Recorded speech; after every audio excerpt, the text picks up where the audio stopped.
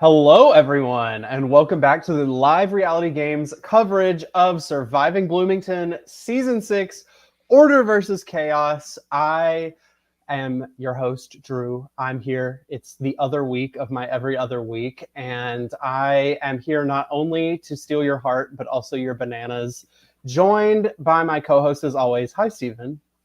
Hey, Drew, last week was very orderly, so I felt like we needed more chaos. I'm glad you're back. Well, and I see we brought in the perfect guest, perhaps, for some more chaos to be brought to this podcast. Hi, Naomi. Wow, that's a good intro. Thank you. When I was watching this season and I saw that the theme was Order versus Chaos, I was like, oh, I know what tribe I'd be on. Easy. So would you be chaos? Is that a tribe you'd be on? I love chaos. Are you kidding me? It's my favorite type of gameplay. There's no reason not to be chaotic in a game like this. You just have to be subtle about it. You can't let anybody else know that you're being chaotic. One of my favorite chaotic survivor moves ever is it'll come up on Survivor New York 6, but somebody intentionally spells everybody's name wrong. No reason other than I just want to butcher everybody's names when I vote for them. And I thought that was genius. So I love think that's chaos. fantastic. I've wanted to do that, but I also feel bad because I know I get very personal about misspellings of my names too. And so I've definitely used handwriting strategies, but not spelling strategies. So I mean, even this episode, John V is like, is it Stefan? Is it Steven? I'm just like, oh, the dagger to my chest. It's Steven, John. It's Steven. I missed my shot to introduce you as Stefan. Oh, thank goodness. No. That I would have not been happy about that. Like, Drew, how could you? It was an afterthought. But before we dive into this episode, Naomi, how are you feeling about this season so far? It's really fun. I think I'm also kind of feeling the same way it seems like some of the members of the game themselves are feeling, which is like, it's always the women first, isn't it? And I know that it is both inherently a part of Survivor and then also something I think we can always think about and think about diverting on Survivor. But I will say that this is a cast of really entertaining people. And Casey's editing style is such a different experience than real Survivor. I'm fascinated. We don't get a lot of creative editing choices in the LRG community. So I've been enjoying this season so far. Yeah, to me it feels like each episode is it's very stylized. And I think almost film-esque in the way that he's chosen to edit everything. The music choices, not using any Survivor music, I think is interesting. Steven, what are your thoughts? Yeah, I mean, another thing that stood out to me this episode is, we launched straight into the challenge, which it does match what happened because Order Tribe went straight from Tribal Council to the challenge.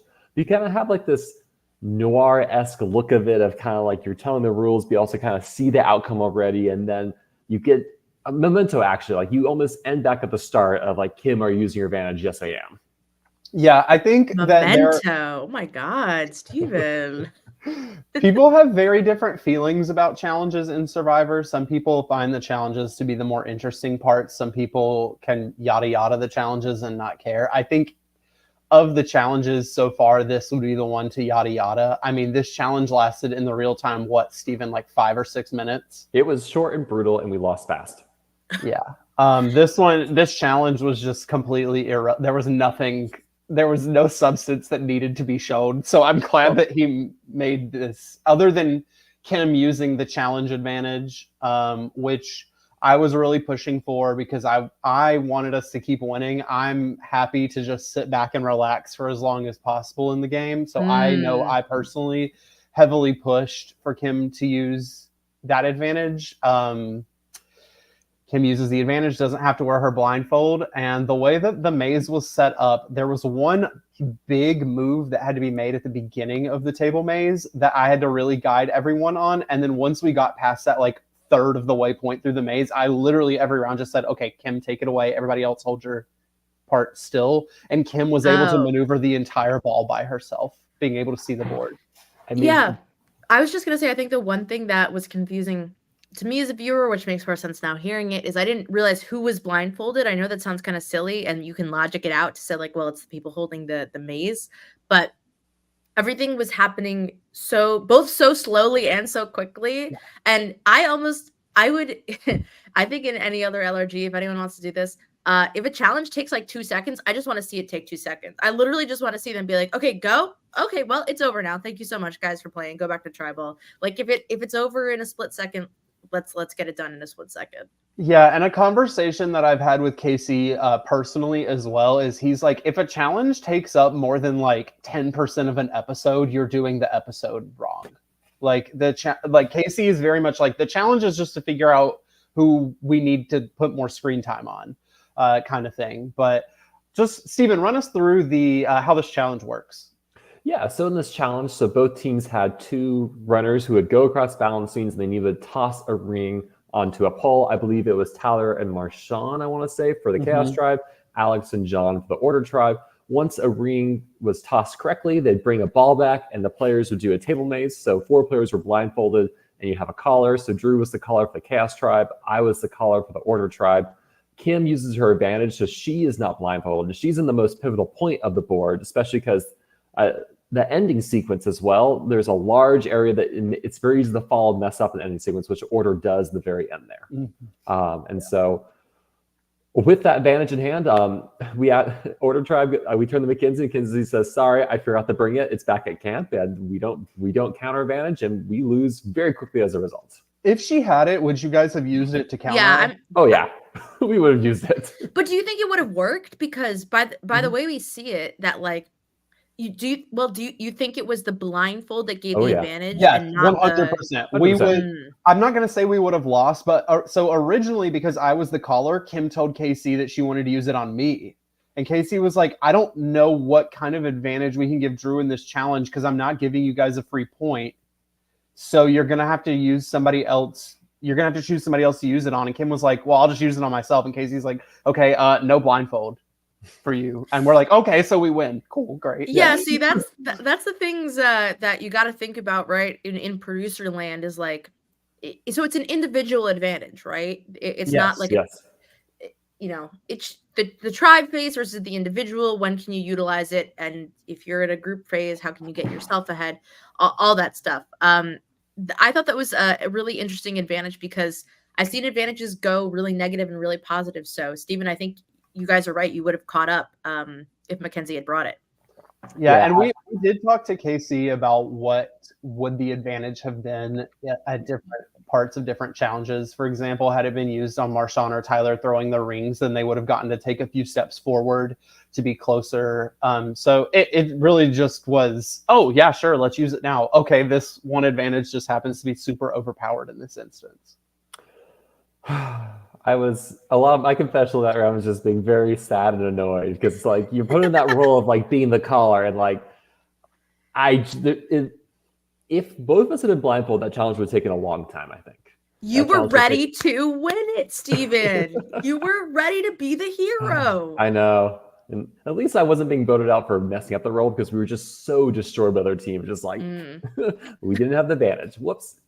Yeah, I was super nervous about being the caller. I mean, as we can see, I'm not one to hesitate to put myself in a leadership role on these sorts of things, but I was just really nervous that I was going to like forget people's names of like telling people like when to pull up their side. So there was like a discussion before the challenge. I was like, okay, what if I just say like numbers instead of names? They're like, no, say our names. I'm like, okay, well, we'll see how this goes. I don't know. Yeah, was it established in the episode that this is what, like 12 hours since the first like? So yeah, we started at 7:30 that morning. The third tribal, the tribal from this episode, happened between 6 and 7 p.m. Wow. Okay, yeah, I can see it. Yeah, this and even doing the like, math. Spoiler alert: this is the last tribal of the first day. Like you can see towards the end of the episode, it's starting to get dark. We're losing light, folks. Casey cuts production when the sun sets. So. Especially when we do the secret scene, you can start hearing there's like a indie race car track somewhere off in the distance. You start hearing them going in the confessionals. Yeah, that was funny. I felt bad. I like that it was like, well, look, this is Indiana. Like in New York, we're like, yeah, we got mosquitoes and bugs. In Indiana, you're like, yeah, we got race cars. It is what it is. The local fauna. One comment from Rachel, like, did Mackenzie forget it or did she forget her advantage? To my understanding, she legitimately forgot it and left it at camp just because you don't anticipate going straight to challenge after tribal. Mm-hmm. Anything else from the challenge? I'm sad. I just feel like a challenge like this is always great when everybody has their individual roles to play. And I'm gonna be curious, Stephen, later to discuss how much of an impact this challenge had, if any, on the game and the strategy of your tribe. Mhm. However, I will say that, like, challenges are a crapshoot, and I feel like sometimes in LRGs, I don't winning is the goal because you want to not lose. You don't want to get voted out. But at the same time, like, all right, guys, who got the ball in the hole? Congratulations. Like, it's a good production value. I like the production very much. But it's also a crapshoot when it comes to voting people out, I feel like. Yeah, I mean, it's always kind of funny because I think unless you're Australian Survivor, which just does grueling hard like physical challenges, like most other Survivor challenges, like for the most part, like I think we'll get by no matter what. Your I time think, will come. Like yeah. in most Survivor LRGs, it's like you have a challenge strength. Eventually, that type of challenge should come into play. Yeah, no one's asked me for an accounting challenge yet. I don't understand this. I've been trying to do Kong's Dilemma on Survivor New York for so long, Steven. I've been trying to do the math game. Like, I want to do strictly a challenge that's like just mental abilities, but like I keep not coming up with a tough enough challenge, frankly. Yeah, I'm just like, give me word puzzles or visual puzzles all day, and I'll just knock them out.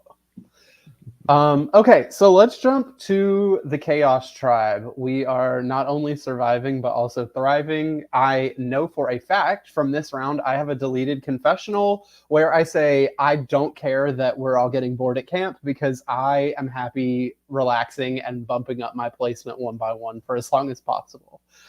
It was very interesting because we at camp could feel each other getting restless. But let's kind of jump into this. Stephen, take us in. Well, I guess Naomi, I just want to ask you, like, how, if Chaos is your dream tribe, like, what have you thought of this tribe overall, and what surprised you or stood out to you? Well, I thought it was funny how, I understood the chaotic nature of the Chaos Tribe as I was watching the episode almost more than I understood the Order Tribe and what you guys were doing. Like, the Order Tribe, I reached a point where I was like, I don't know what's going to happen in Tribal Council. I think I know, but I also have no idea. You guys are like pulling me in 8 different directions. The Chaos Tribe was like, oh, everybody is throwing everybody under the bus and everybody is itching to vote somebody out. But I also think everyone's getting very cocky. I love Danny's confessional. They make me laugh so much. I'm such a big fan of Danny. I'm a huge fan of Mel. People like Brady and Tyler, who I know from afar. I'm big fans of them. And so watching this game, I was like, oh, these are like the most cutthroat players I know. And to watch them all like charge at each other in a round where everyone is safe was so funny. I thought this was such a funny round. This was a very messy round. There were a couple things definitely that I want to talk about that weren't shown in the episode that I know happened during this round. So first, I mean, we get a confessional from Danny talking about how Danny did not want Kim to use the advantage because they want Kim to have the advantage so that we don't vote Kim out. But I don't particularly think that Kim would have been in danger anyway. But I guess that's just my thing, especially knowing after episode 2 that Kim is like, we have to vote Danny out, which is hysterical to me that Danny was like, let's save Kim. And Kim's like, I don't think so. Kim makes fire with a broken flint, which so the footage that we saw was not the broken flint. So the flint, it's like the magnesium part and then a little tiny strip of flint. The strip came off and Kim was just like whacking it on the machete, getting sparks to come out. So that was great. Kim's a badass. I just gotta say, Kim's a badass. Yeah. And I loved watching her this whole episode. She's fantastic. She is the heart and soul of the Chaos Tribe. Let's see. Very bold of me to say I wanted John out in the middle of camp in front of everyone. Yeah, you were being pretty forthcoming with information or knowledge about things, which kind of surprised me.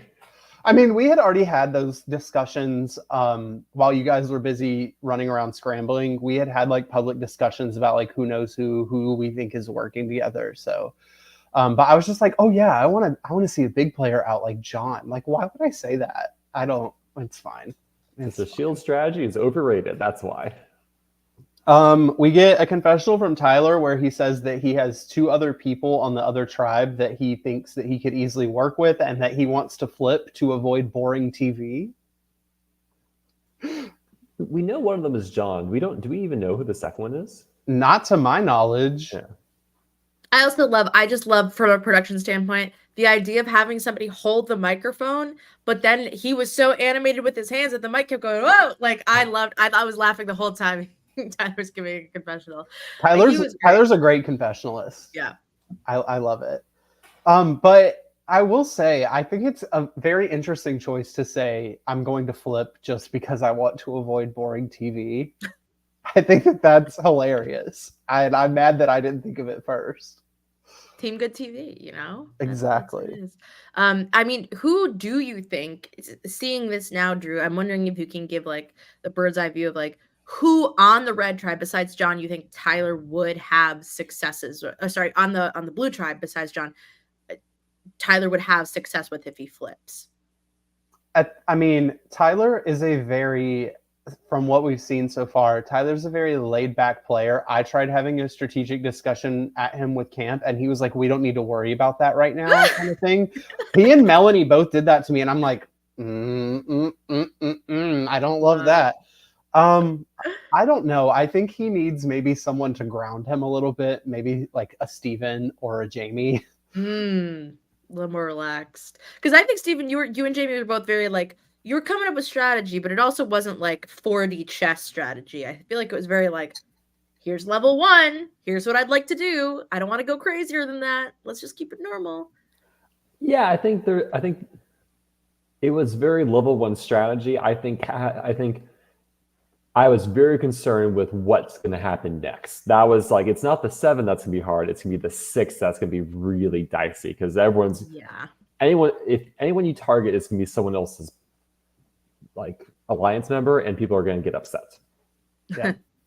Let's dive into alliances on Chaos a little bit. So we get confessionals from both me and Brady kind of verifying that it's a me, Brady, Danny trio. And in my experience, like that was super locked in. Like the 3 of us had talked in the first round, and by that 3rd round, like the 3 of us were locked in as the 3. We also hear Brady say that she wants to work with the moms, which is fantastic. That's Rachel and Melanie. And then Melanie kind of verifies in a later confessional that she feels a bond with Rachel. Yes, Danny, the 3 of us should have made a name. I'm so mad that we I can't believe you didn't. Like that, especially, I know how creative you are, Danny. I know you could have come up with something good. Drew, what would you name it now? Danny had other things going on at that point, I think. But I don't know. I need to think on that. That's a good question. What else do we get alliance-wise? We still kind of get Tyler's watching. Melanie wants to work with everyone, but feels a special bond with Rachel. I say that I feel good not only with Danny and Brady, but also separately with Seth.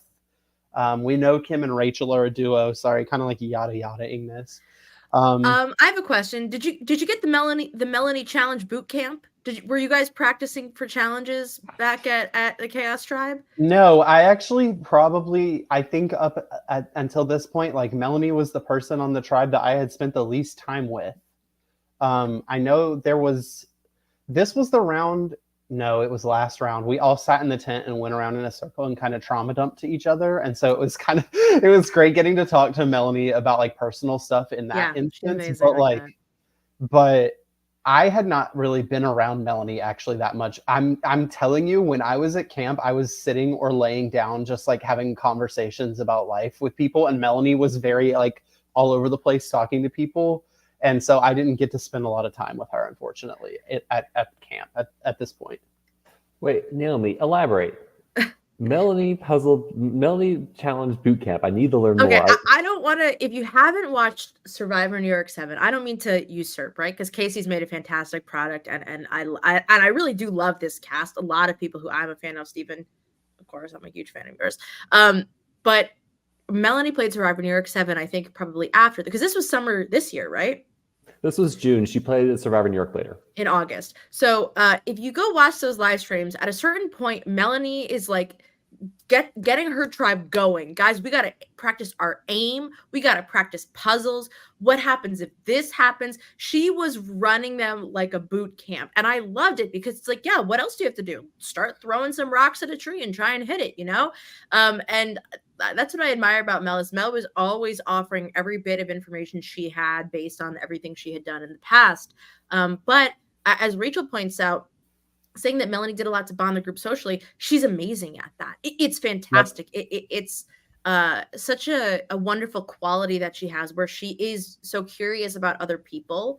And that is what we love about Survivor, right? Is that you're getting to meet all these people you'd never met before and you'll be friends with forever since. And what I love is when Survivor can reach into that authentic side of things, because I think as Survivor fans, we love to go like, let's make the coolest 3-2-1 vote you've ever seen.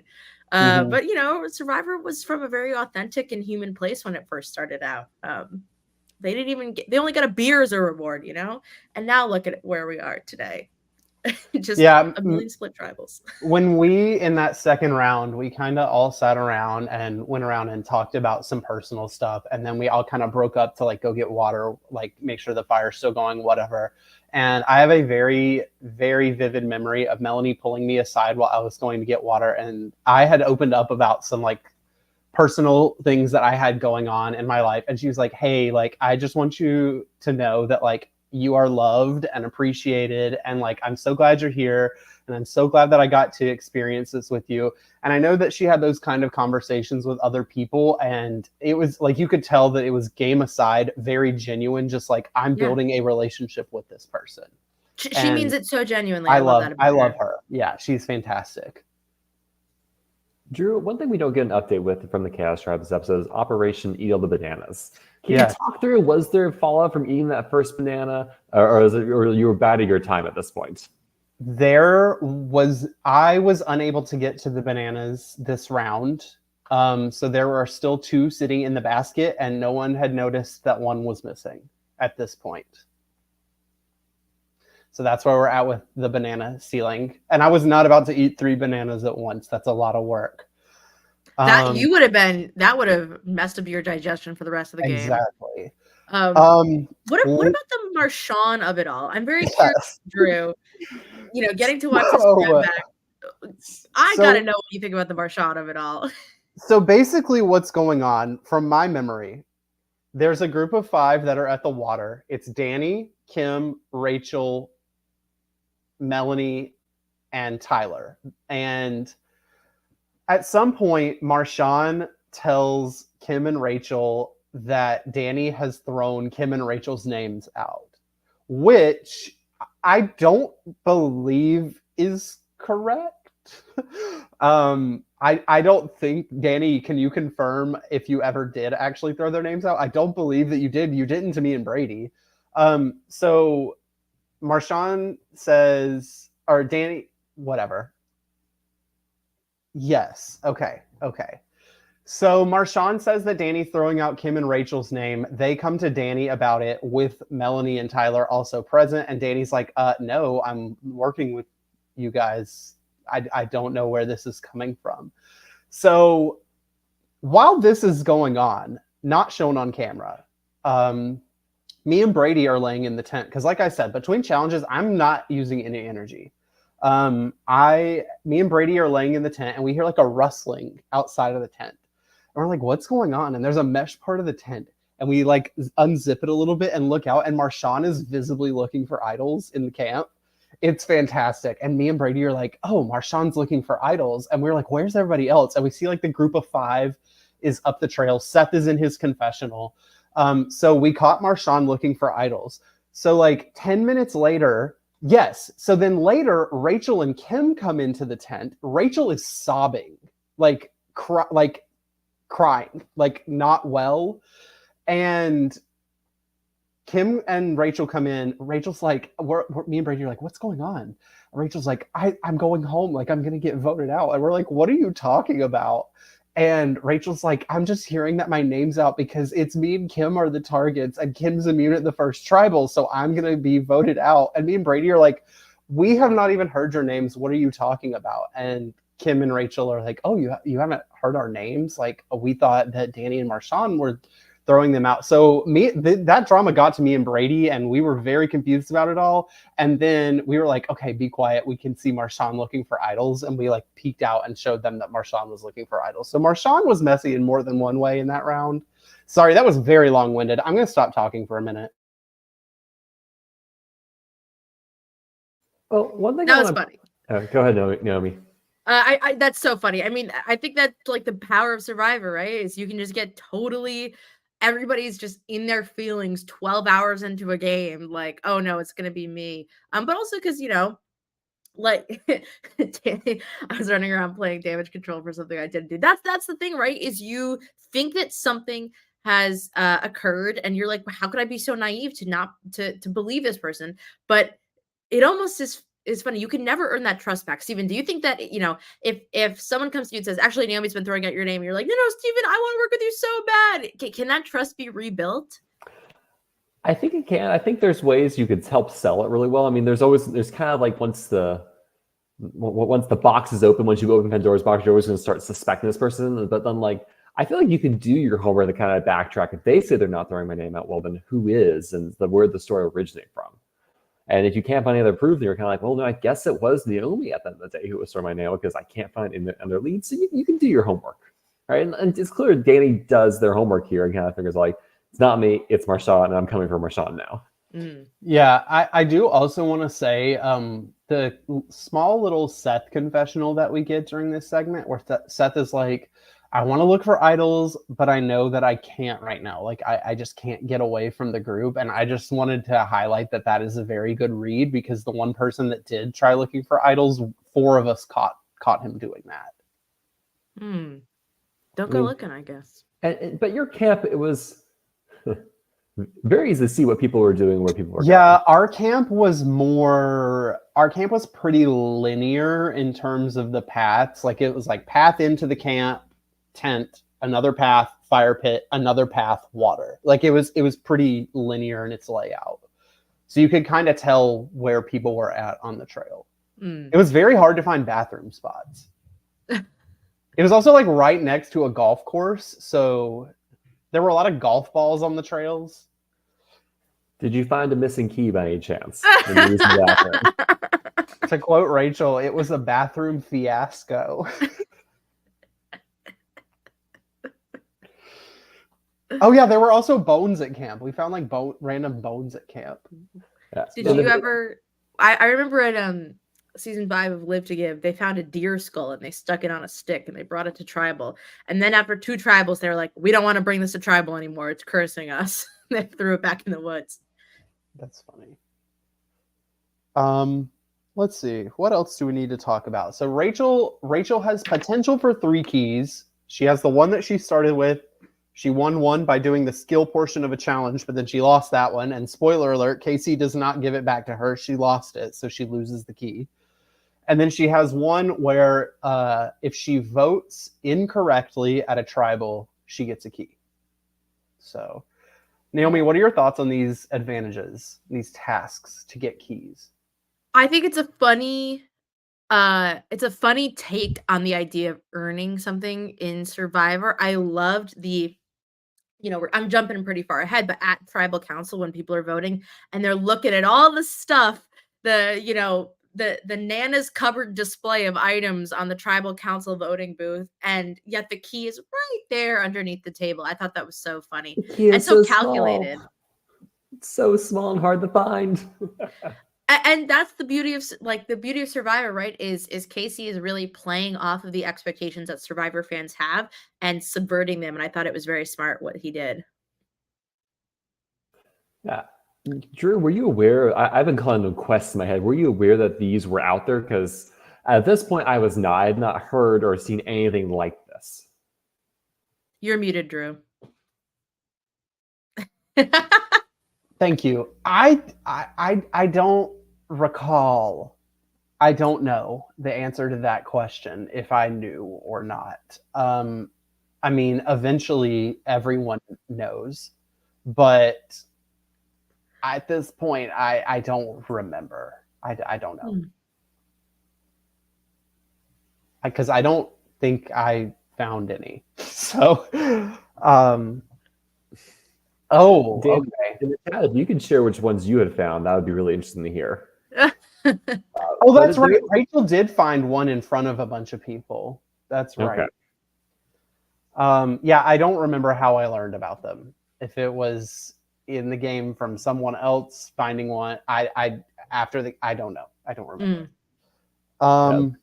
The cruel irony of having one that requires the vote, but you keep winning challenges. What a life. Yeah. Tragic even for Rachel. Rachel had a bad episode. Like, she thinks she's getting voted out. She loses a key. She has to vote someone out, but can't get to a tribal. Poor Rachel. Okay. Anything else about chaos? I'd love to hear Naomi's thoughts on what would happen. Like, what are we looking at for future chaos? Well, I think future chaos, somebody said it right, that like maybe I'm just been watching too much television, that like when you say something, it'll get out there. I'm making that up. And maybe this was in the Order tribe, but like I think that Marshawn, if Marshawn is going to be saying these things, and the way that the tribe is very clearly like everybody's either clicking or like, so we're like, you know, you just got to be careful what you say, because it's going to get out there and it's going to, you know, catch up to you, especially when there's nothing going on. Because what I actually think is the nice thing about tribal council is that you have all this calamity, and then like, let's say you all unite and vote one person out. Then I think everybody kind of falls into a false sense of security. Okay, it wasn't me. We all voted together as a group. Great, we got this person out. Some people are thinking about it like, oh shoot, you know, maybe I'm on the chopping block for next time, but you feel a little bit relieved, so you don't want to think about it anymore. But I think that in this tribe, it's important that everybody is not spreading themselves too thin. Like, I don't know, Drew, if you had been catching any sort of hints of how close Danny was to Kim and Rachel, or if you were thinking like, well, what does this mean for me and Brady? You know, at this point, because of how close Danny was with Brady and I, because I think it's understated in the episode how close the three of us were. Danny was giving us information from Rachel and Kim, plus Rachel and Kim coming to us in the tent, being concerned about their names being out there. I would honestly consider the five of us at that point, had we had to go to a vote in round 3, the five of us probably would have voted together as a block. Exactly. You got to watch not only what you say, but who you say it to. And I think most importantly, don't make a move until you have to. Like, you know, we were saying Mel and Tyler weren't doing much, but Mel and Tyler aren't in trouble for saying somebody's name. they're chilling back at camp. They're getting everybody to open up.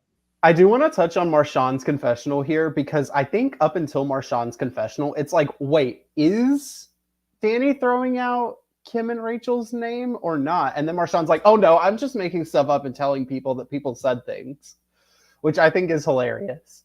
It is funny. Trying to use logic on this, I think kind of what happened is, so Kim and Marshawn have their thing last episode. You know, they do the thing where they like kiss the hands or whatever. And Kim tells Marshawn, we need to go for Danny. So I think Marshawn is like, okay, I need to figure out how to target Danny. And Marshawn decides to do that by telling the group that Danny's throwing out Kim and Rachel's names. Is that using too much logic? I don't know. I mean, that's plausible. I don't know. Okay. Anything else on chaos? Just love it. Great tribe. I thought it was a funny episode for everybody. You know, it's a good episode where the tribe that's safe is just as chaotic as the tribe that is not safe. Welcome to the True Chaos Tribe, the Order Tribe, where we have very morose music because we suck at everything. Oh my god, it was like a dirge. Jeez. Then the secret scene later, there's actually like little upbeat music. And I was like, Casey, this can't be canon. This is too happy of a music. Give me back the somber tones, the death march, the everyone just sitting around the campfire looking miserable. We're really good at that in Order Tribe. I will say this vote seemed a lot messier than the last two. Yeah, you know, I think Riley was an easy name to push early. John changed it to Nina, and so Riley was then like, all right, let's make this a little less chaotic. And then, oh, this is a good line from Danny. Putting the blue in blues. Yes, that is the order tribe. that was really funny. But and then like, now that we're down to 7, it's kind of like, who's next? And I think we hear it perfectly with Matt and Mackenzie in the opening line. Matt's like, what are the 2 names we've heard? John and Alex. Like those, and like that's the only one he's willing to say at this point, because those are the names that have been out there before. But before we dig into the joy of this tribe, Naomi, what have your thoughts been on the Order tribe so far?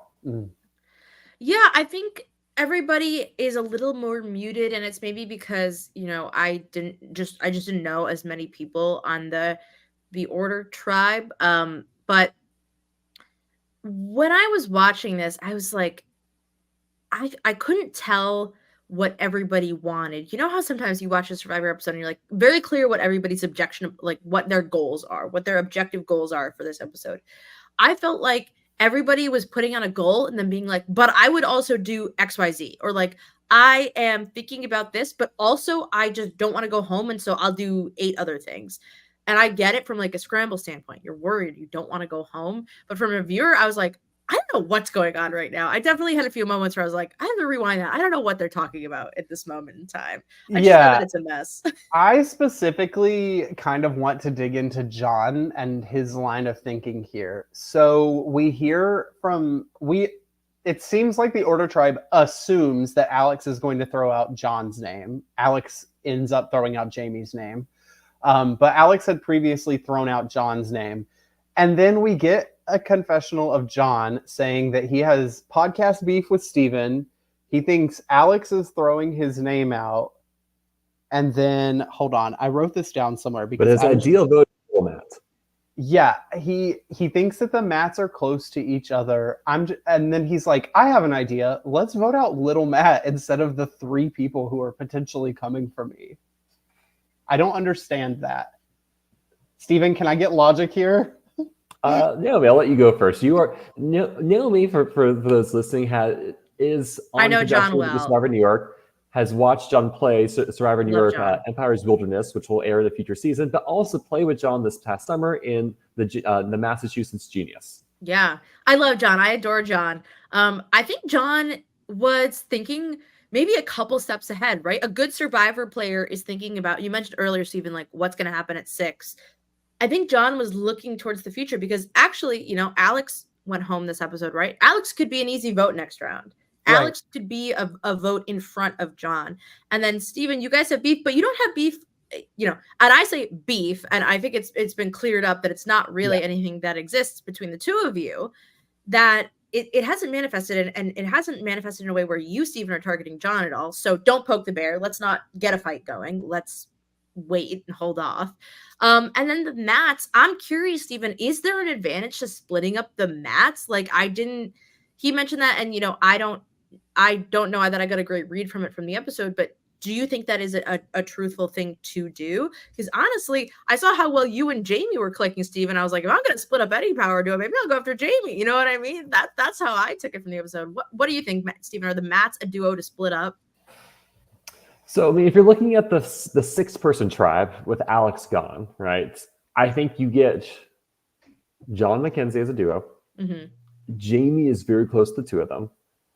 I am working with Jamie due to our producer's relationship from Victor House the Mall. I'm trying to work with John, and I'm feeling really good about Little Matt. I think Little Matt's also feeling good with John, and I think Little Matt's working with Big Matt, and then Big Matt is saying Big Matt's cutting deals with all of us at the moment. Yeah.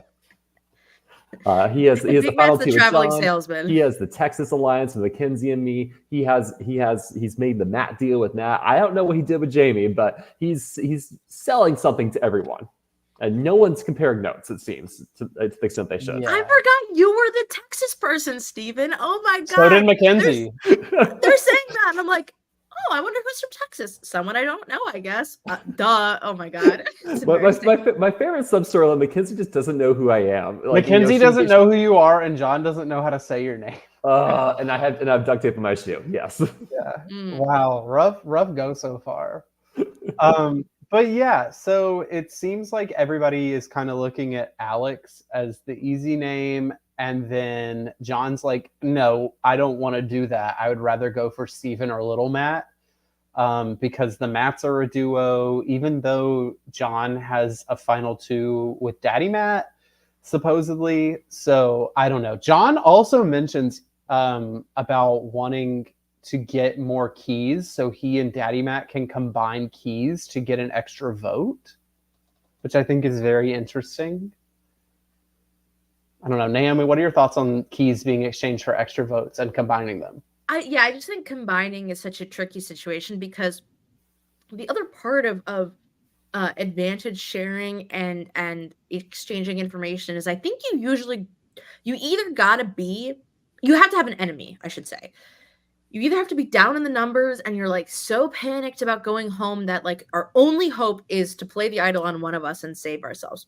Or you have to be so cemented in power that you say, we have to use this advantage to ensure that our target goes home so that there's no change to the power structure.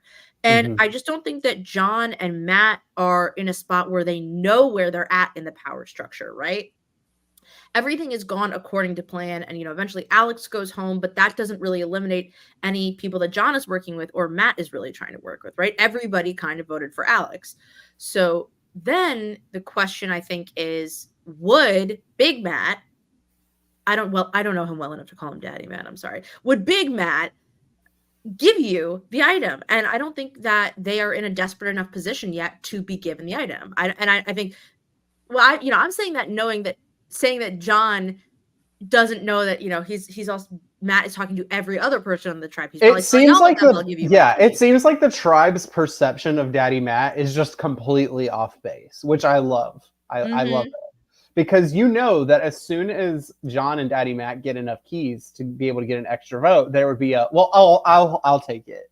No, I'll take it, which I think is very interesting, because I don't see either of them being willing to let the other hold it. That's very true. I think that they're both smart people and they wouldn't let the other one have it, which therefore makes it a very insane thing for both of them to be like, yeah, let's share. What's interesting as well is, like, is 4 keys worth an extra vote? Is extra vote worth a 2/3 shot at being safe at a tribal council? It's just like, when you start thinking the math like that, is like, it's kind of like, I was wondering, like, will we see extra votes occur, just because they are really costly to that extent? But like you said, in a dire situation, when the numbers are close and we're having to fess up, maybe that's when you see a pooling of a resource. Well, we don't know really at this point what the economy looks like, how many keys are going to be in circulation through the game. So it could be very dependent on that. Yes, Stephen, didn't we have a whole discussion about the economic cost of a fire token a long time ago? Naomi, here's what I'll say, Naomi. Like, Casey's version of the keys is everything I dream of a fire token, right? This, I think, is what Survivor needs to have, where you have a token, it can be bartered, it can be transformed into something more, right? And I think what Casey has set up is what CBS's fire token could be, and be really cool if that was the case. Because not only, like, it's because the shot of the dark, the way it currently works, is like, yeah, you try, see what happens, maybe you're Caleb, you get lucky. The fire token would have this big snooze of a payoff, but with the way that the tokens or the keys work here, there is a payoff. The payoff is immunity, right? And that gives you something to strive for and to want, and a reason to pool and use them together as a group. So I can wax poetically all day about how I love this variant of it on a podcast if you want. Jeff Probst should take notes. And then pay Casey. Or just bring our whole cast on to the next season of Survivor. I'm sure we would all. Yeah. So I have podcast meetings with Steven. You guys at CBS don't know what that is, but I have podcast meetings with Steven. So look it up at, they'll have to do like, yeah, you have to go view all the historical videos.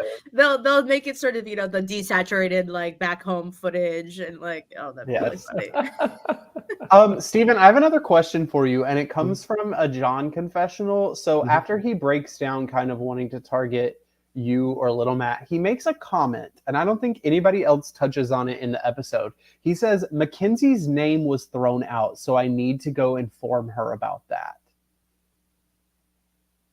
Ooh, I must have missed an episode. I don't recall hearing Mackenzie's name. I mean, I know myself, Mackenzie, as long as Mackenzie had the advantage, I needed Mackenzie in the game, right? I like you say Mackenzie. I missed an episode. You were there. You were on the I missed that confessional. I missed that confessional in the It episode. was at the very end of his last confessional where he's like talking about like what his plan is, and he says Mackenzie's name is out there. I need to go make sure that that's all good.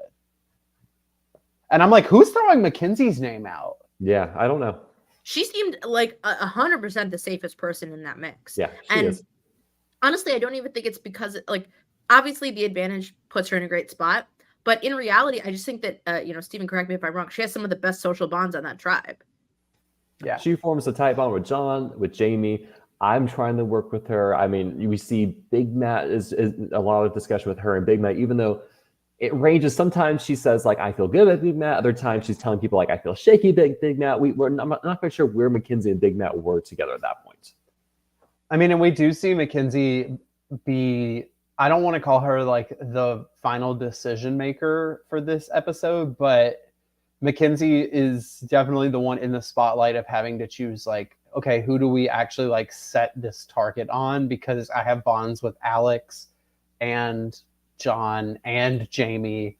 So I think that was a very interesting position. It seems like the majority that was thrown out for the future would consist of John, Mackenzie, Jamie, and then each of them having like the add-ons kind of thing, those numbers. And then Alex was pitching herself to be the fourth member of that.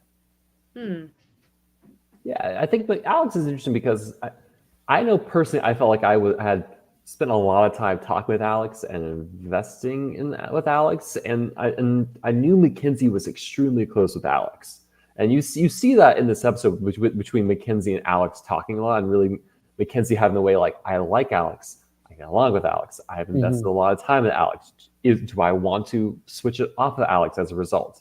I mean, one of my regrets is not having maybe try to do something about that, like gone to Mackenzie and had a conversation with Mackenzie, like, we both care a lot about this person. Can we do something?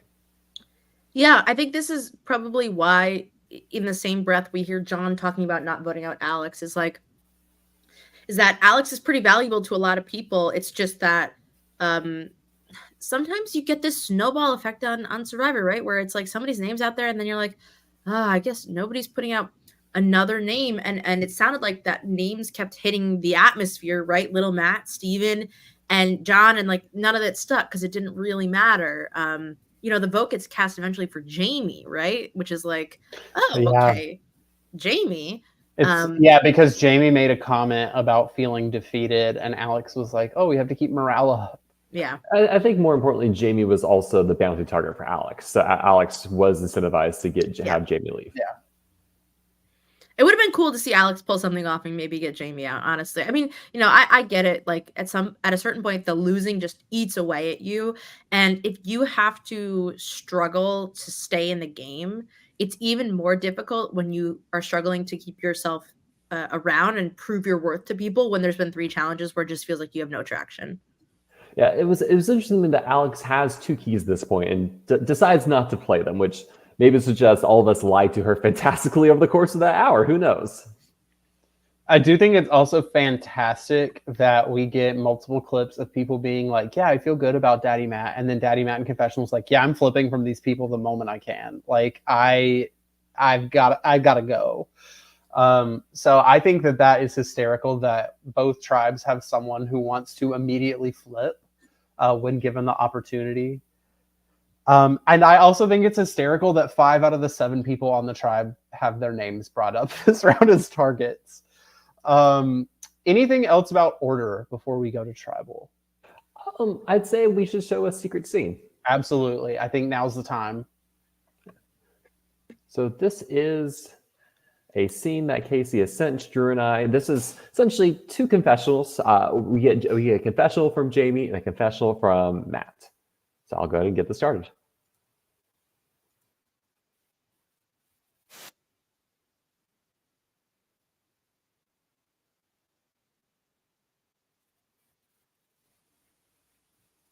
I have no sound.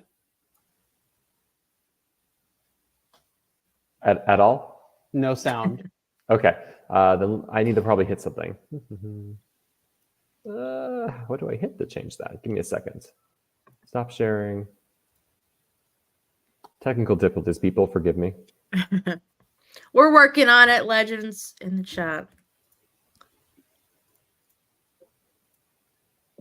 Okay, the share a screen or tablets. All right. Can you hear it now?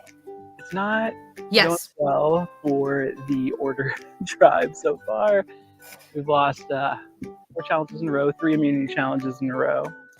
We're down to 7, and it's like we're almost getting to the point where the easy votes have mostly passed. I mean, literally, we were just sitting in a circle, all of us not saying anything right now. So I think it might be more of a last minute people are breaking off kind of deal. I guess Alex is kind of the name that floated around a little bit the last vote or two. I'd say she's a little bit on the outs. I'm a little worried about putting 3 women out in a row and kind of how that looks, because there's not like a consensus men's alliance, but it's just like that's how these votes have been going on, which is not the most amazing, and I'm a little afraid of how everyone else might perceive that on our tribe and the other tribe. So yeah, I really trust Steven. I really trust Big Matt. Big Matt and I made a final 2 deal. We'll see how that goes, but it felt okay for the time being.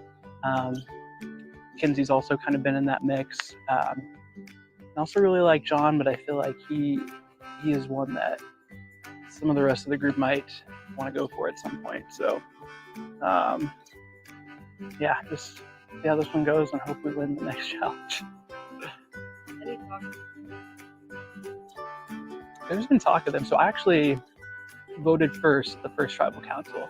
And I checked all the things. Checked the little treasure chest, checked the lantern, checked the little skulls, and there was nothing there. Unless I just blatantly missed something, which I don't think I did. I don't think advantages are being hidden at tribal council. And just like, we have not really seen people like go off on an extended amount of time that they would even be able to find an idol. Or an advantage. So if there's one possessed in the game right now, I am completely unaware of it. My bounty is out of the game. It was Nina. Or wait, no, that's wrong. This is what losing 3 challenges. I was Nina's bounty. My bounty is Big Matt. And I actually told him that he was my bounty because I felt close to him. And he kind of led on that he knew that already. I don't know where that information got to because I couldn't really remember what else I told. There's a lot jumbled up there right now. But I actually feel genuine trust in him, and I think since he already knew, the fact that I told him really kind of solidified that bond. So I feel good with him, and I don't think he's gutting for me. So I'm a little worried for us in a swap because that Chaos Tribe is just, you know, when you win that much together, you really bond, and they just have tons of energy over there. And I'm a little concerned about them picking us off in a swap, but hopefully there's some rifts and some fractures over there that we might be able to take advantage of if swap happens. Okay, so it's another day here, or another, I guess, hour here in the jungles of Bloomington, and I'm still feeling sweaty and unsexy. And we just had another challenge, and it's not a great day for what freaking tribe? Order. I always want to say Unity Tribe, but Order Tribe. So we are preparing for yet another tribal council. Surprisingly to myself, I still tentatively feel in a reasonably good position, unless they are talking about me right now, which could very well be the case. I actually have really good relationships with pretty much everyone in the group right now. I think if this vote goes the way that I tentatively want it to go, I would be positioned well with literally every person left in that group over there, which would be glorious. But that would also mean that we really need to start winning some DM challenges because I don't want to vote any of the rest of them out because I have a lot of people who I would be closely aligned with and would therefore want to make it pretty far with. So, but I've actually positioned myself pretty damn well so that way if my name gets put out there, it would come back to me pretty damn quickly. So that's about what I got right now. Tentatively right now, I would think Alex. And I do think that if my name came up right now, I would hear that immediately from Steven, Matthew, Matt, Mackenzie, or John. So I don't think that's going to happen anytime soon. Unless I'm getting Scooby-Dooed really royally, which is possible. So, despite my insecurities, I think I'm doing better than I thought I would in that part of the game. The challenges, I'm doing as well as I thought I would, which is not well. My bounty is Mackenzie, and she already knows that. I use that. I don't want to say use. I don't think that's the right way to say it. I told her that pretty immediately because I felt connected to her, and I don't have any intention of betraying that.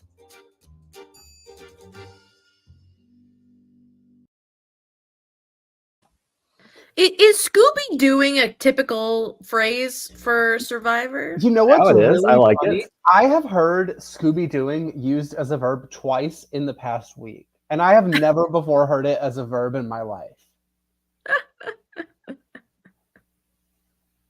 I loved it. I thought that those are some really great insights. I mean, I think they're not, I guess, a little spoiler heavy. I think it makes it quite obvious what's going on in the tribe, right? But some really fun insights from both of those players who obviously were a little lesser in the edit because we didn't get to see those. Yeah, it sounds like Jamie is pretty confident that they have tight enough bonds with everyone but Alex and little Matt to know if their name would be brought up, which I think is really interesting. Shows how socially insulated Jamie was.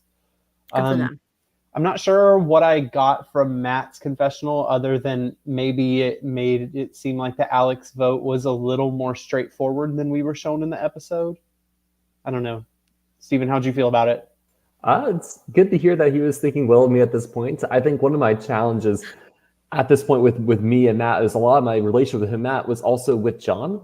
The three of us tended to talk a lot together. And so nice to hear that he was very pro me at this point. I think like him, I was also probably a little wary of John, just given how John played the first round. I was still I'm keeping an eye out because you just don't know. Yeah, we do get that Daddy Matt confessional that I'm just now remembering where he's like, oh, I'll just tell John that Alex threw out his name and then he'll be like, get her out. Get her out. Which I think is hysterical because that's a very good read on Matt's part. I liked Matt's song a lot too. I don't think haven't talked about it yet, but Matt's little song really spoke to me. That's gonna be my quote of the episode. Is his little song he does. I am all alone. I'm here with my song, or whatever he says. I'm here with me. Yeah. I love it. Okay, before we go into tribal, anything else about order? Nope. All right, let's talk about tribal. Naomi, do you feel we got anything relevant from tribal questioning? It's a good point. I do think we got a little bit of the accurate description of their frustration, right? I think it was pretty palpable how sad everybody was. And tribal council may not always be extremely relevant to the viewers. And I don't say that to be negative to tribal council. I love tribal council, but sometimes it's important to the players, and it's important for everybody to express their feelings about the game. And so I thought it was very clear that everyone was just frustrated and that they I did believe everybody when they said they liked each other and that they didn't want the group to go home. Some people mean it more than others, but that's also the nature of the game. Some people don't have time to even think about actually caring about that stuff. They just want to win. And I admire that, especially not losing your winning sense while you're playing the game, if that makes sense. Don't lose sight of the winning. Steven, I have a question for you. I don't remember if it was brought up at this tribal or last tribal. Do you feel like the Chaos Tribe was gloating about winning? I mean, taking Marshawn out of the equation, do you feel like we were gloating? Because like I think even when we were talking about it at camp, somebody was like, "Oh, how do you think they see us?" Because we talked about like our perception of you guys, and I was like, "Oh, they probably think we're egotistical." But I don't remember being super gloaty. I guess I remember. I remember the line. I think it was last episode a bit. I mean, I don't think it was in your face over the top, but there was definitely a bit of sense of it. And honestly, losing that challenge so badly just left a really bad taste in everyone's mouth. It was just like, this wasn't even a challenge. I might as well just like hand them the win as soon as that advantage was played. At least I was because I was just very frustrated walking out of that challenge. Naomi, can you talk us through Daddy Matt's entire voting confessional from top to bottom, Can please? you recreate it actually? Oh Lord. I loved the blindfold walk up. That was hilarious. Good bit. But okay, who told LRG players that they don't need to be entertaining at the voting booth? This is put on a show, get some airtime. Let's go. Say something interesting. I think it's so funny when Survivor fans go up to the voting booth and just go like, sorry. I think Jamie had a good voting confessional. Yeah, it's so rare and in between, and so Matt ate it up a little bit. I was very pleased to see it. Also, well, okay, so who did Matt get this from again? Sorry, We got it from Nina, but we don't know the mechanism yet. I see. That was great. His reaction was great. I thought, like, I don't know how far away the voting booth is from tribal council, but I thought everyone was going to hear him go like, woo, like when he won. I'm surprised you did it. I mean, it is a bit of a walk. So like you have tribal council here, and then you have to kind of walk this path around this kind of large shed. And so you can't see, and it's like, I don't know, 20, 30 yards away. I was going to say it's probably like 30 yards away, but it's on the other side of like a shed. So there is a wall between you. Yeah. Okay, interesting. Yeah, I was also kind of shocked that nobody heard. But also, like, when people are voting, the entire production team is sitting on the opposite side of the camera from where the players are sitting at Tribal. And, like, at that point, Casey told us, like, just don't talk about the game. So, like, there was casual conversation between players and production talking to each other. So, I mean, there were conversations that were happening just about like life. So that probably covered most of it up. But yes, Daddy Matt gets a key from Nina from Redemption Island. Naomi, what are your thoughts on players in the game proper getting advantages from players who were voted out? I've played in games where that has been a facet of the game. And I just want to say I don't like it because nobody ever sends me shit. So I don't like it. But I think it's interesting. I think the idea that people that you vote out having social weight on your game is important. And I think that it emphasizes the importance of voting out the right person, and maybe that will reward you. I do think an underreported skill in Survivor is getting off scot-free. It is voting somebody out and being like, oh my God, I'm so sorry. The classic like big brother of it all, where they're like, yeah, it's just what the house wanted. I'm so sorry. I can't help you. I think it's important that if you're a good enough player, you can kind of BS somebody and they won't see right through you. Yeah, with you saying that, I think it kind of changed my perspective because I initially didn't like it, but now I'm kind of thinking about it as like it's like jury management, but like from the start you have to manage the jury. Yeah. Yeah, I think in terms of what's been given out, a key, that seems like I'm not against that. It's not handing an idol, it's not handing extra votes. It's like this is something small that you've won it through your relationship. I like that. Yeah. Naomi, have you? Quick sidetrack. Are you watching the most recent Survivor Pennsylvania season at all, Gettysburg? I am not. So if you do catch it, there is a very interesting moment where a player gets voted out and misinterprets who voted them out, and ends up, because there is something players can do once they're voted out, and ends up doing something to actually an ally because they think the ally flipped when the ally never did. And I thought that was a fascinating moment. Live of just for that. Players like misinterpreting what happened when they get eliminated, because I love stuff like that. I mean, I also love it, like I love a Ponderosa, things like that. So I enjoy also the Redemption Island aspect of it, where somebody might come back into the game, but also that players are having a chance to converse about their experiences in the game and say, hey, you all know this is happening. It's fair game. Be warned. that they're going to get together and fact check once they're all voted out, and then somebody's coming back. So that's a be on good your point toes. as well. Yeah.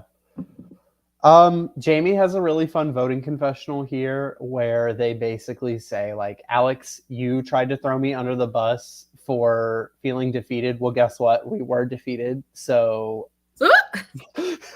your mistake was bigger than mine. So you got to go. I thought that was great. I think Jamie delivered it well. I love They ate. Yeah. So we get a 6-1 vote. And Alex is off to join O'Reilly and Nina at Redemption Island.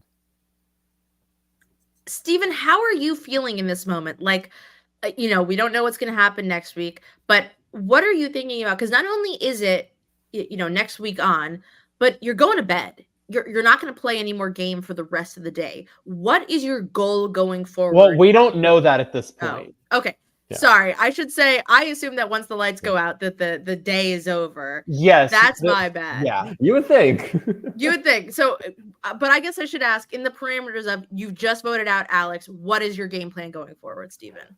I'm feeling nervous at this point because I know that next vote if and when we have this next vote in the Order Tribe, it's going to be very ugly, very fast.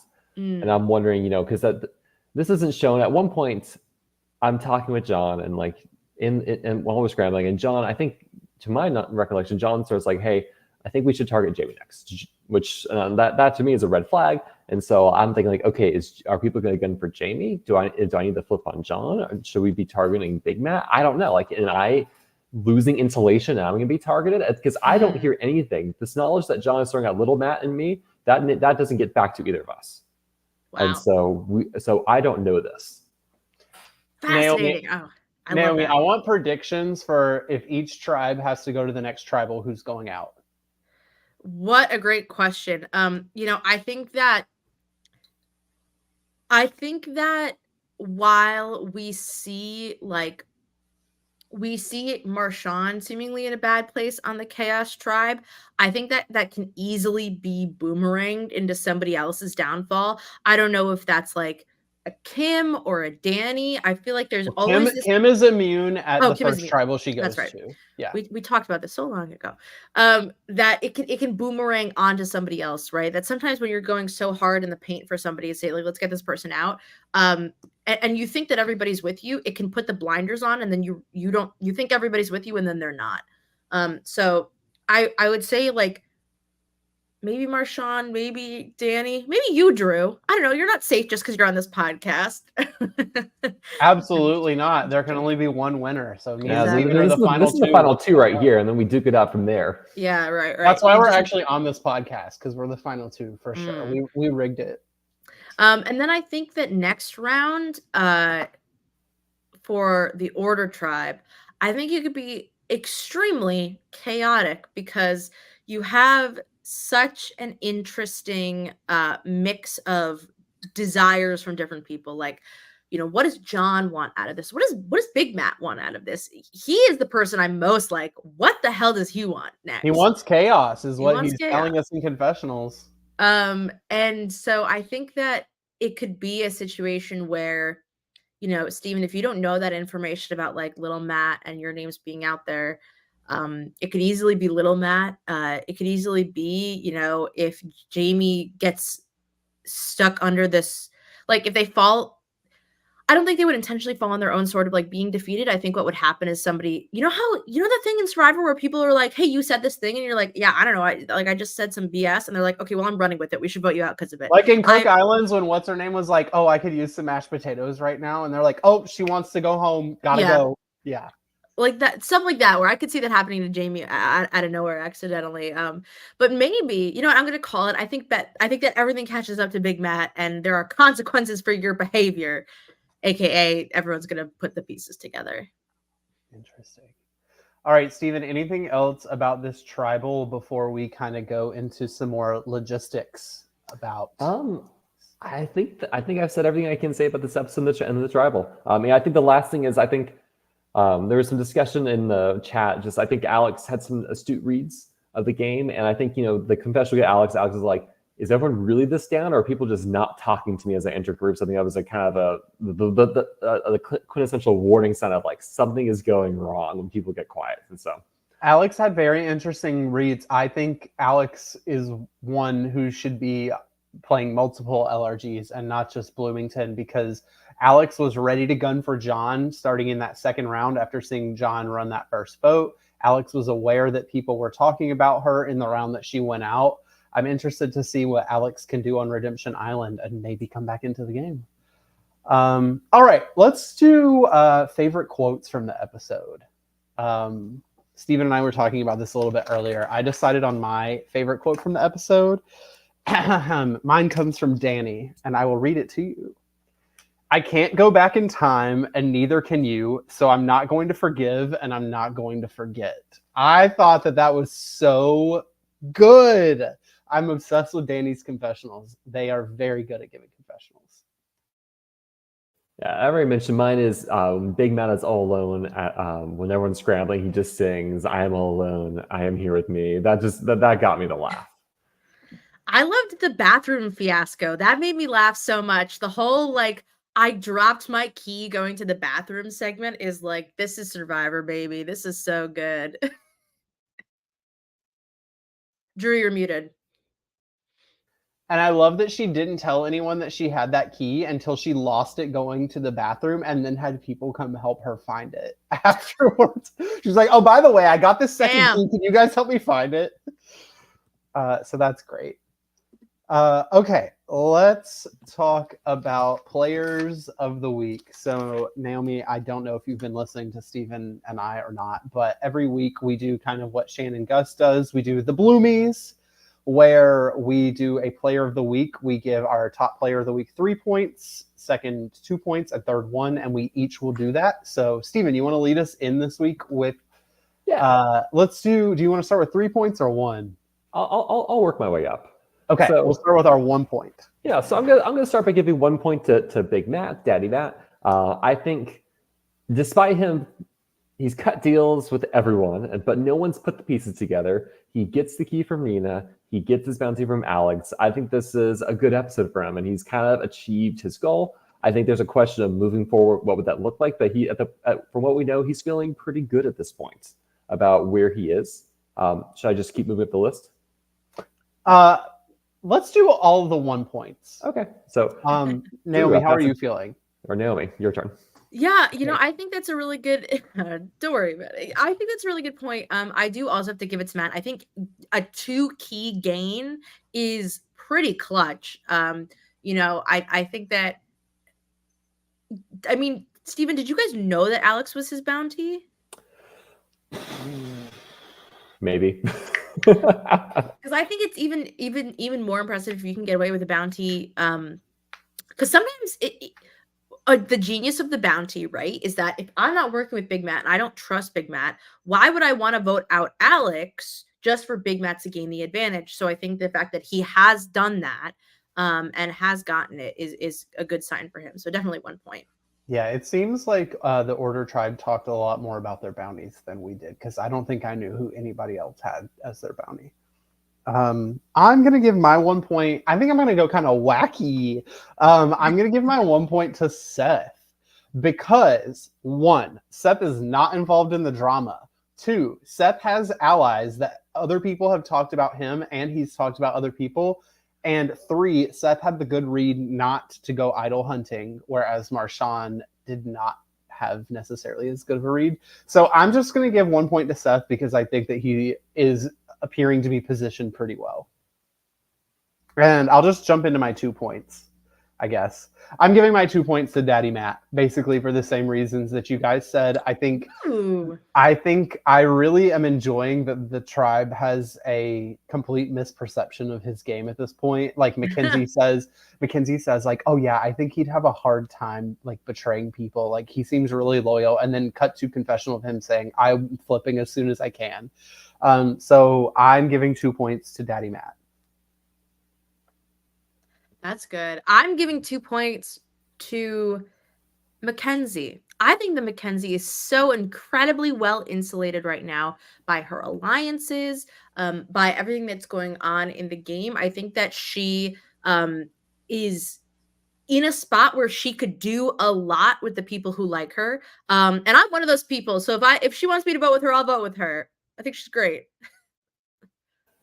So my 2 points, we're going to be different people. I'm giving it to Danny. I'm giving my 2 points to Danny because I thought Danny did it. I don't think we fully saw the extent Danny did work this round, but Danny diffused the situation where Kim and Rachel thought their names were being thrown out. He's kind of sussed out that Marshawn is the person behind it. He's done a lot of work. He's in a solid group 5, and he seems to be they seem to be the pivot point between these two alliances. I think Danny's in a great situation on the Chaos Tribe. I think Danny has done a lot of work that we just don't see on camera, and so definitely 2 points to Danny.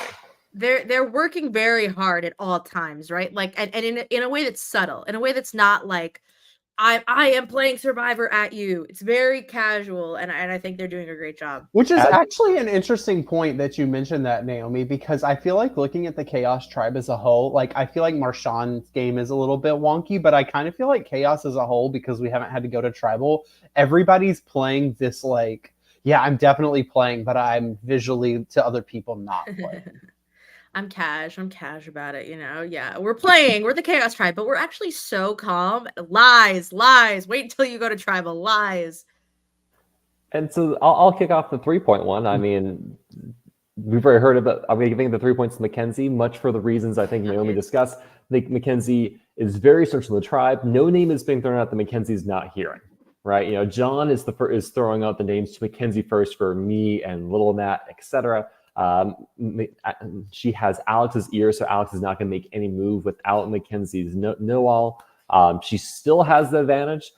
There's argument she should have played it, but she has it, and she's not voted out, so she has another day to use it to her own benefit.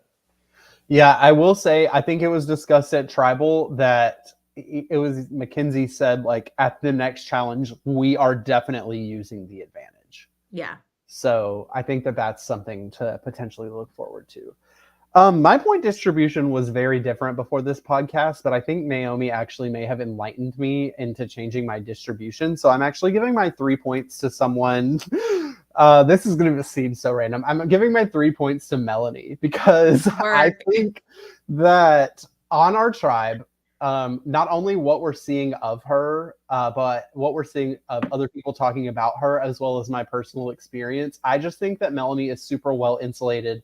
Again, she's not involved in the drama, but she was there to see the drama. Everyone likes her socially. Multiple people have mentioned in confessionals wanting to work with her. She said she wants to work with everyone, and that's her goal, is to be in a position to work with everyone. So I'm going to give my 3 points to Melanie. Okay, this is going to be my little hot take. I'm giving my 3 points, and I'm giving it to the alliance of Drew, Brady, and Danny, because I think together as a team, you co-optively, not a word, you together used what could have been a tricky situation, could have been a bad situation where people are like, oh no, we're going to get voted out, oh no. And you guys took it so that Danny wasn't going to get, wasn't going to catch the heat, and everyone was able to repair the bonds. I thought that it was exactly what an alliance should be doing, right? Like, let's look out for one another so that we can all move forward. And there you gain a great alliance. Kim and Rachel are great allies to have. I think they're both really powerful in this game in different ways. And it's like a great bonding moment. And hopefully they work, going forward, trusting all three of you. But I thought that like good survivor being played right there. Well, I appreciate my... Now you just have to come up with a name for y'all. We really do. Danny, we need to work on that. Me, you, and Brady need to pump that group chat back up. This is where we get 4 points now, right? So I can name myself, so I can be in the board. Yeah, you get 4 for fun. Well, you're the accountant, Steven, so you can cook the books however you want to. There you go. Pass control of the spreadsheet to me, please. Let me see what I can do to this. Steven, you have access to the spreadsheet. Just don't look at the revision history, okay? That's fine. I guess before we close out, Naomi, not having been there, any predictions, expectations, closing thoughts? I am really excited to see where the more quiet people go in the future.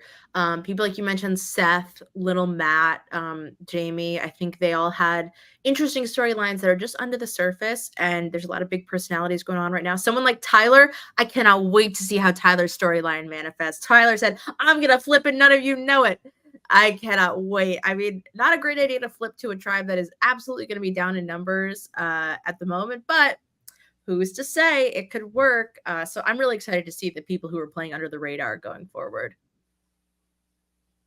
As am I. Naomi, I just want to say thank you so much for taking the time to watch the episodes and join us in the chat. I know you're involved in a lot of different things, from Survivor New York to your own podcast and Silent Podcasts. Is there anything else you want to plug or tease of what's coming out that you're working on? Well, okay. I got a list. I'm always so terrible at plugging my stuff, so bear with me. Number one, Survivor New York. We're talking about season 8, which is amazing. So if you're thinking about that, Survivor New York on all social medias except for Twitter, because I can't be bothered to run another Twitter. If you want to hear a fun podcast that I did, first of all, Steven and I talked about Survivor Maryland, one of my favorite things that we did during and it's coming quarantine. back. And it's coming back. Shout out to Anders. But I also have my own podcast that Steven was a part of called Mike White Was Robbed. And I actually interviewed Mike White, and it was hilarious and the most important thing I've ever done. And so then I said, I can't do any better than that. So I'm pivoting my podcast idea. So now my podcast, I have a new podcast called Production Value that's all about fun creators and the stuff they make. People like KC, where there's a ton of work that goes into this game, and what is that work like and the things you never think of, like the driving people to and from the airport, and I want to know all about it. So I did my first episode with the creator of Taskmaster Minnesota. So if you're a Taskmaster fan, I can't recommend enough checking out Taskmaster Minnesota and then listening to my podcast I did with the host David Ha. And other than that, you can follow me on Twitter at Naomi Calhoun. There we go. I was like, I'm on the internet somewhere. Shout out to Valencia. That's my queen right there. Valencia in the chat. Well, Drew, do the honors, talk us out. Yes. Again, thank you everyone for tuning in, whether you are on YouTube. I believe we go live on Twitter Spaces as well, Facebook, wherever you are getting your live reality games tea from. Thank you for joining us today. Naomi, thank you so much for joining Steven and I as guests, as a guest. Assuming we get an episode this coming Saturday, not super sure on the schedule at this point. We will have another episode next week where Steven will be joined by someone else, as I will be at work. Sad. Boo. Yeah. It might be more Reelfoot representation. Right.